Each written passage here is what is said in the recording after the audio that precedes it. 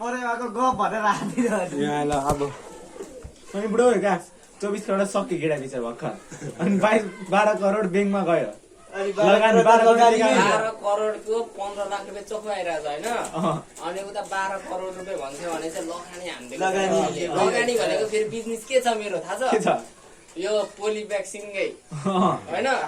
जुट मिल आधी खाइसक्यो अब आधी खाना बाँकी हेर यत्रो छ बिजनेस मेरो अब त्यहाँबाट आएको पैसाहरू सब मैले ब्याङ्कमा एकाउन्टमा होइन जम्मा भइरहेको छ क्या मैले अहिलेसम्म 3 पासो गरेको अनि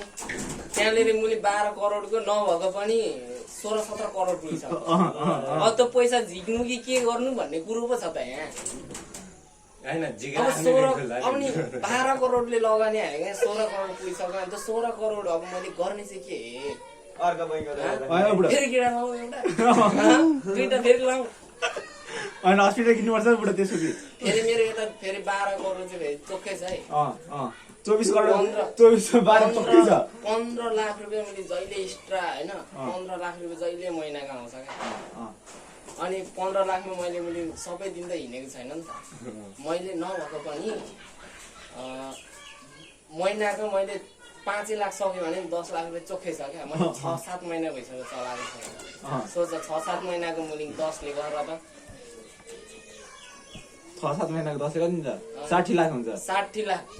अब मुलिङ यहाँ 4 महिना मैले फेरि छोड्यो भने 1 करोड बढेन मलाई त मलाई 5 लाख त चोखै छ नि त दिनकै होइन अब तिमीहरूलाई के चाहियो भने भन्न तिमीहरू फर्चुनर किन्छस् कि क्रस फायर किन्छस् कि बुलेट किन्छस् कि के किन्छस्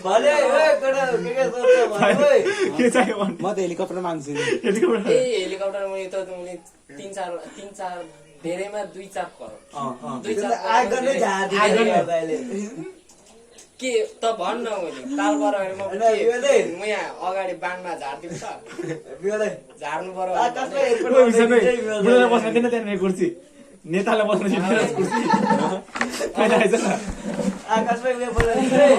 दिउँसै नेता